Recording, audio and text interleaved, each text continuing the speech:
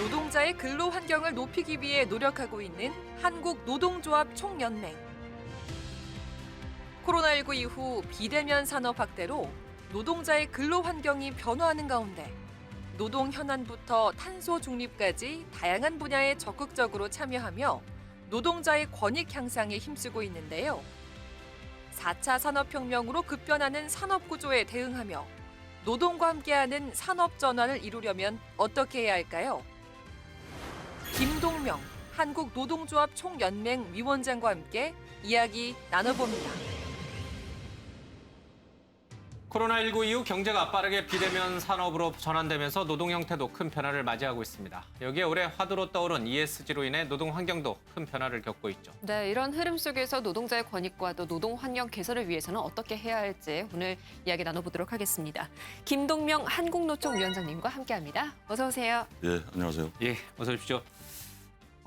사실 이제 우리 사회가 빠르게 근대화 산업화되면서 노동자들의 희생 위에서 이 지금의 이런 어떤 빛나는 경제 성과가 있었다 이런 이제 얘기들은 많이 있었고 그래서 노동자들의 권익 보호를 위해서 상당히 많은 분들이 애를 쓴 것 같습니다. 한국노총도 민주노총과 함께 그런 양대 산맥으로서 노동운동을 전개하고 노동자 권익 보호를 위해서 애써 오신 거죠? 민주노총과 한국노총은 그 걸어온 그 역사나 현재에서 노동자의 요구를 그 실현하는 방법에 있어서 차이가 있다고 생각합니다. 예. 한국노총은 사회적 대화와 정치 연대를 중심에 두고 있고요.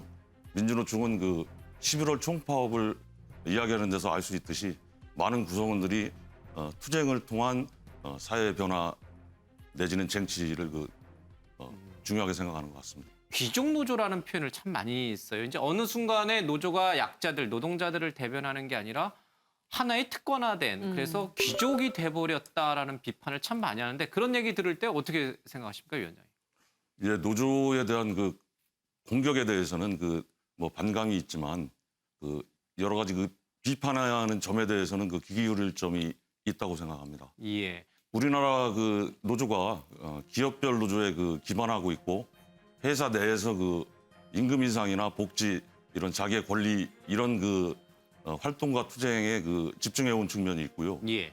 또 노조가 대기업 정규직에 있는 사람들보다 비정규직이나 중소 영세 기업에 있는 노동자들은 노조할 기회를 덜 갖게 되는 게 현실입니다. 그러니까 더 약자인 비정규직이나 이런 노동자들이 더 보호받지 못한다. 노조 테두리 안에서. 그렇습니다. 예. 그래서 기존의 노조의 조합원들이 예. 누리는 임금 수준이나 복지, 권리의 수준이 그렇지 못한 노동자들의 차이가 상당하다는 것을 알 수 있고요. 예. 그런 점이 기득권 노조로 비판받는 한 지점이라고 생각을 합니다.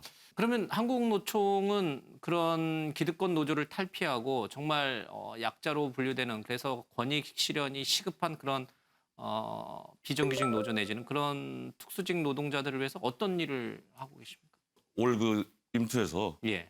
사회연대 임금 전략이라는 것도 제시를 했고 또 플랫폼 노동자 공제 이 네. 설립도 준비해서 설립을 목전에 두고 이렇게 있습니다. 예. 그 공제회는 기존 노조와는 좀 다른 점을 갖고 있는 건가요? 어떻습니까? 뭐 같은 점도 있지만 더 폭이 넓은 개념이라고 볼 수 있고요. 예. 지금 이 플랫폼 노동자들이 애매한 그런 노동자의 지위를 갖고 있음으로 인해 가지고 예. 노동법과 사회안전망의 사각지대에서 어떤 사회적 보호에서 배제돼 있는 그런 상황입니다. 예. 이런 5인 이하 사업장의 비정규직 노조장라든지 아니면 특수고용직 노동자라든지 이런 분들은 사실은 자신들의 정말 당면한 생계라든지 노동 권익조차도 제대로 보호받지 못하는 거 있는 거 아니에요? 정말 노조의 힘이 그렇습니다. 필요한 곳 아니에요, 그분들은? 예, 그렇습니다. 예. 너무나 열악하기 때문에 자기의 권리를 주장하는 데 한계가 있고요. 예. 그래서 플랫폼 노동 공제도 이제 그렇습니다. 기존의 우리 한국노총 조합원들이 예. 열악한 노동자들을 위해서 어떤 일을 할 수 있을까를 생각하다가 플랫폼 노동 공제를 이제 만들기로 한 것인데요. 예. 그분들의 경제적인 상황을 좀 도와드리는 게 첫 번째입니다. 말하자면 목돈 마련을 위한 저축을 할 때 우대금리를 좀 준다든지 소액 대출을 좀 이렇게 쉽게 할 수 있도록 길을 연다든지 이런 게 예. 있고요. 또 교육이라든가 건강, 또 그분들의 그 쉼터 이렇게 그 다양한 일상에서 그분들이 겪고 있는 그 어려움을 우리가 그 같이 하고 도움을 좀 드리기 위해서 그런 공제를 예. 만들게 된 배경입니다. 소위 요즘에 MZ 세대라고 네. 불리는 그 젊은 층들 또 영구직 분야, 사무직 분야에 있는 네. 이 친구들은 왜 우리가 저들하고는 분명히 다른 노동자인데 왜 우리가 같이 묻어서 항상 이렇게 오히려 상대적으로 피해를 봐야 되냐 이래서 자신들만의 또 노조를 만들어요. 이런 노조의 분화 현상은 어떻게 보세요? 과거에는 물론 지금하고 다르게 그 생산직 노조가 그 사무직에 비해서 차별받던 시절도 있었습니다. 예. 그렇지만 지금 그 완성차 공장 같은 데를 보더라도 생산직 중심의 그 노조 활동이 오랫동안 이어져 왔고 그 결과에 의해 가지고 사무직이 좀 불이익을 받는 예. 좀 상대적으로 그 소외된 그런 그 측면이 있고요. 또 하나는 MZ 세대와 그 기존의 노조가 주요하게 생각하는 어떤 협상의 방향이 이해관계가 다를 수 있다고 생각을 합니다. 예. 네, 그런 점에서 갈등이 있는데요. MZ 세대가 주요하게 내세우는 공정에 대한 관점, 세상을 보는 관점은 간단한 문제는 아니라고 생각합니다. 예. 사람에 따라서 어떤 세력에 따라서 다양하게 해석될 여지가 있다고 생각합니다. 예. 저는 MZ 세대 노조도 기본적으로 노조이기 때문에 궁극적이고 장기적으로는 긴밀하게 소통한다면 함께 할 수 있는 부분이 생길 것이고 기존의 노조도 더욱 적극적으로 MZ 세대를 끌어안아야 된다고 생각하는데요. 보다 중요한 문제는 현실에서 취업의 문제, 부동산의 문제, 교육의 문제, 소득의 문제, 여러 가지 자기 생활의 문제 이런 걸로 좌절하고 있는 현실에서 좌절하고 있고 미래의 희망을 잃어버린 이런 MZ 세대의 가 미래를 설계할 수 있고 희망을 가질 수 있는 사회로 우리가 어떻게 이 사회를 변화시키느냐 이런 것이 더 기본적인 문제라고 생각하고 있습니다. 예. 결국에는 MZ 세대와 같이 이제 갈등을 좀 봉합하고 껴안고 같이 가겠다라는 목적을 가지고 계시는 거죠. 그게 이제 서로 옳고 그름을 다투기보다는 하나의 일정한 현상으로 나타나고 있고 그분들의 주장에 상당한 상당성이 있기 때문에 당연히 껴안고 가야 한다고 생각합니다. 예. 네. 한국노총 내부에서도 전혀 새로운 시각으로 노동운동을 해야겠다라는 MZ세대 노동운동가들이 있을 거고 무슨 소리냐 여전히 우리가 그동안 쭉 가져왔던 어떤 이념이나 추구할 만한 가치를 그대로 존속해서 보존해가는 게 더 중요하다고 생각하는 분들이 분명히 있을 거란 말이에요. 예, 내부에도 있습니다. 그런 갈등이 있습니까? 갈등 있습니다. 예. 예. 그리고 저도 청년 세대들하고 예. 술도 마시고 공식적인 대화의 시간도 갖고 그랬는데 예. 저보고는 조금 덜 꼰대라고 얘기하긴 하는데 꼰대 역시 위원장이라 그럽니까? MZ세대 예. 노조원들이? 역시 예. 소통의 일정 정도의 내용상으로도 좀 한계가 있고 예. 또 소통의 도구도 다른 것 같습니다. 예. 과거에 우리는 술 한 잔 놓고 이렇게 직접 대면하거나 편지로 구구절절히 심정을 호소하거나 이런 예. 것도 있었는데 요즘은 이제 소통 수단도 이렇게 바뀌고 그래가지고 힘들군요. 좀 당면 현안 좀 몇 가지 여쭤보겠습니다. 이제 중대재해처벌법이 제정이 돼서 이제 본격적으로 좀 시행을 좀 네. 들어가 있는 상황입니다. 한국노총에서는 이 중대재해처벌법에 대해서 아쉬운 점도 물론 있겠습니다만 어떻게 평가를 하고 계십니까? 주요한 내용들이 빠진 것도 있고 미비한 사항이 있어서 아쉬움은 있지만 예. 이런 법이 제정된 것을 그나마 다양한 일로 이렇게 좋게 평가하고 있습니다. 예. 정말 이 중대재해처벌법이 있으면 그만큼 기업들이 또 현장에서 경각심을 갖고 안전 조치를 취해서 노동자들의 생명과 안전을 보호해 줄 수 있을 거라고 보십니까? 아니면 이것도 또한 그냥 허울 좋은 명분상의 법으로만 남을 거라고 보시나요?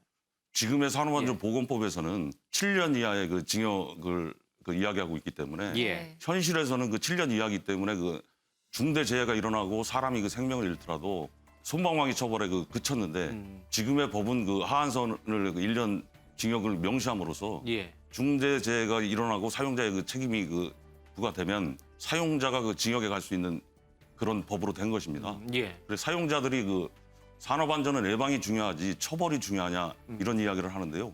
현재의 법 체계나 사회 분위기 속에서 중대 재해가 줄어들지 않고 오히려 중대한 재해들이 더 발생되는 그런 입장에 있기 때문에 예. 당연히 법적인 변화가 필요한 것이고요.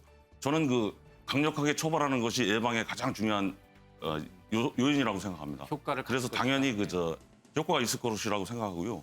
당장의 법의 문제를 들어서 재개정 요구를 하고 있고 그렇지만 어렵게 통과된 법인 만큼 일정 정도 법 시행을 해보고 네. 예. 그 시행을 통해서 드러난 문제가 있다면 그때 가서 뭐 논의해도 된다 이렇게 생각합니다. 그리고 또 하나 산업계 전반의 큰 이슈가 바로 탄소 중립입니다. 지금 위원장님께서는 2050 탄소 중립 위원회에 참여를 하고 계신 걸로 알고 있거든요. 처음에 그 정부가 그 탄소중립위원회를 만들 때 그 노동계는 그 배제되어 있는 걸로 제가 알았습니다. 네. 예. 그래서 한국노총이 어떻게 보면 강력하게 요청해가지고 그 네. 노동계 참여를 이제 보장을 받았는데요.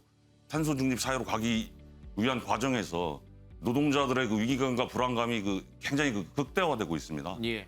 그래서 그런 그 노동자들의 그 입장을 당연히 요구하고 대변해야 될 그런 것이 있기 때문에 책임감을 갖고 참여를 했고요. 그래서 지금 위원회 측에 지금은 한 명 제가 참여하고 있지만 참여의 폭을 넓히고 폭을 넓히는 것뿐만 아니라 노동계의 의견이 실질적으로 반영될 수 있는 논의 구조를 좀 바꾸자 이런 요구를 하고 있습니다. 사회적 대화, 사회적 네. 협의에 상당히 좀 적극적으로 임하는 것 같아요. 이런 것들이 요즘에 좀 달라진 노동운동이 아닌가 이렇게 평가하는 분들도 좀 있어요. 뭐 얘기할 건 얘기하고 또 예. 싸울 땐 싸우고 투쟁할 건 투쟁하지만 무작정 투쟁으로만 나가지 않는 나름의 이런 방향성이 있는 것 같아요. 사회적인 갈등이나 산적한 노동 현안을 풀기 위해서 뭐 늘 옳은 것은 아니지만 현재 상황에서는 사회적 대화가 꼭 필요하다 그런 생각을 확고하게 가지고 있습니다.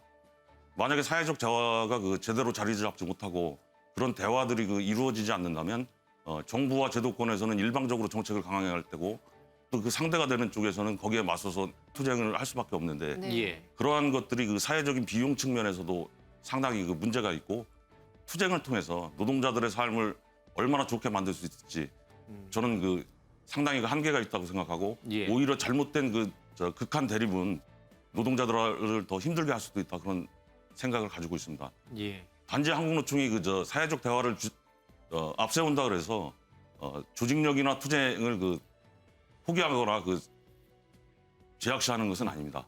오히려 조직력이 강해지고 투쟁을 할 수 있는 그런 힘이 있을 때 사회적 대화도 실질적으로 이루어질 수 있고 힘을 받을 수 있다는 생각을 가지고 있습니다. 그럼 그런 맥락에서 정부와 정책적인 연대도 함께 하고 계신다고 이어서 보면 되는 걸까요, 위원장님?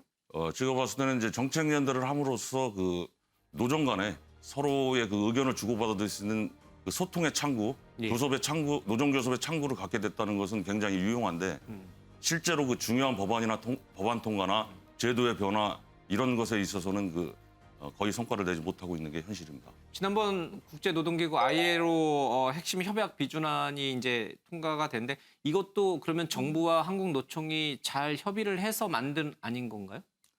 협의 과정이 예. 있었는데 서로 의견의 일치를 보지 못했지만 노동계 한국노총의 주장도 일정 부분 반영이 됐습니다. 예. 그래서 미흡하긴 하지만 ILO 기본 협약의 비준은 정책 연대의 성과로 보고 있습니다. 예. 참 이게 어려운 문제인 것 같습니다. 이제 과거에는 노동자와 사용자 측은 항상 투쟁적이고 적대적인 대립 관계로만 좀 봐왔거든요. 우리나라 대한민국의 이 큰 기업들 또 기업들을 어떤 시각에서 위원장님은 바라보고 계세요? 여전히 투쟁의 대상이라고 보세요? 아니면 상부상조 내지는 이제는 뭐 정부 못지않게 연대를 해야 될 파트너로 보세요? 노동조합의 노선이나 노동조합이 갖고 있는 이념의 문제하고도 연결될 수 있는데요. 예. 기본적으로 자본이나 대기업 이런 것을 저는 적으로 보지 않습니다. 적으로 보지 않는다, 예. 기업들을. 예. 서로의 현실에서 나타나는 관계에서 갈등이 극대화되고 우리의 요구가 외면당한다거나 제대로 된 권리가 보장받지 못한다면 당연히 극한 투쟁도 불사해야 하는 것이지만 평상시에는 그런 일이 벌어지지 않도록 서로 협력하고 서로 신뢰관계를 구축해야 하는 그런 관계로 보고 있습니다. 지금 산업계가 좀 급격하게 변하고 있습니다. 뭐 플랫폼 노동자들도 많이 늘어나고 있고요. 비대면 산업도 많이 늘어나고 있는데 이런 상황 속에서 노동조합은 좀 어떤 방향성을 갖고서 움직이실지가 좀 궁금합니다. 네. 기술의 발전, 이제 디지털 전환이나 기후 위기 등으로 인해 가지고 이 산업에 미치는 파장이 굉장히 광범위합니다. 우리 한국노총 산하의 노동자들도 많은 업종에서 위기 의식과 불안감, 긴장감이 굉장히 높아지고 있습니다. 예. 사실 자동차 산업 같은 데 보더라도 전기차로 가면서 자동차의 내연기관 부품을 생산하는 노동자들의 고용이 그렇죠. 파괴되고 있고 예. 네. 또 금융 산업 같은 데도 인터넷 전문은행이나 모바일 뱅킹 뭐 이런 거의 확산으로 인해서 고용이 축소되고 있고 예. 또 플랫폼 앱이 많이 확대되면서 기존의 택시 산업 이런 것도 굉장히 위기에 처해 있고 예. 실제로 많은 노동자들이 힘들어하고 고용의 위기로 내몰리고 있는 그런 상황입니다. 저는 이 사회가 법과 제도나 사회 체제를 새롭게 정비해서 산업이 급격하게 바뀌거나 어떤 위기가 왔을 때 노동자들의 고용이 재앙으로 가는 그런 일만큼은 막아야 한다고 생각하고요. 예. 또 한편으로는 어떤 산업의 변화 시기에 해당 노동자가 굉장히 고통받지 않습니까? 예. 일자리를 떠날 수 있고 삶이 무너질 수도 있는데 네. 그것을 해당 개인의 문제로 우리가 내버려 둬서는 안 되는 거 아니겠습니까? 그래서 이 사회가, 이 국가가 적어도 어떤 변화의 시기에 어떤 사람이라 하더라도 최소한의 사람의 삶을 지킬 수 있는, 삶을 보장할 수 있는 사회적 신뢰의 자산을 만들어야 한다고 생각합니다. 예. 자, 이제 좋은 말씀 많이 해주셨는데 지금 위원장으로서 정말 내가 임기 안에 이 부분만큼은 꼭 하고 싶다. 그리고 지금 정부라든지 아니면 좀 보고 있는 우리 좀 많은 국민에게도 혹시 꼭 하시고 싶은 말씀이 있으시면. 예. 한국의 노동운동은 분배 중심으로 가고 있고요. 그 분배가 중심이고요. 사람들은 노동을 이야기할 때 임금을 제일 먼저 떠올리는데요. 예. 저는 노동이 제 경험에서 우러난 거지만 단순히 밥벌이의 수단으로 그쳐서는 안 된다고 생각합니다. 그런 의미에서 반복적이고 기계적인 노동, 소외되고 차별받는 노동, 누군가에 의해서 억압받는 그런 노동, 예. 이런 노동이 아니라 노동의 과정에 주체적으로 참여하고 그 결과에 있어서도 자기 결정권을 갖는, 그래서 노동이 좀 즐거운 그런 사회를 지향하고 있고요. 또 우리 사회가 많이 노동 존중을 외치지만 기존의 기득권에 있는 분들이 외치는 노동 존중은 노동이 만들어내는 가치에 대한 탐욕에 집중돼 있지 진짜 노동자에 대한 존중은 어떤 것으로도 찾아오기 좀 어려운 게 예. 굉장히 분노할 수밖에 없는 그런 현실이고요.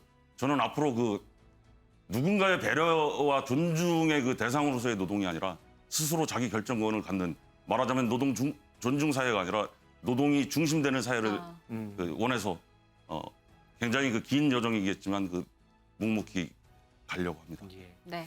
자, 인공지능 또 로봇 기술 4차 산업혁명, 우리 사회는 정말 급변하고 있습니다. 이 속에서 우리 인간이 소외되는 것은 아닌지, 노동이 소외되는 것은 아닌지 한번 되돌아볼 필요가 있는 것 같습니다. 네, 주 52시간 근무제가 시행이 되고 있고요. 또 최저임금 인상된 노동 환경은 과거보다도 점차 나아지고 있다는 평가입니다.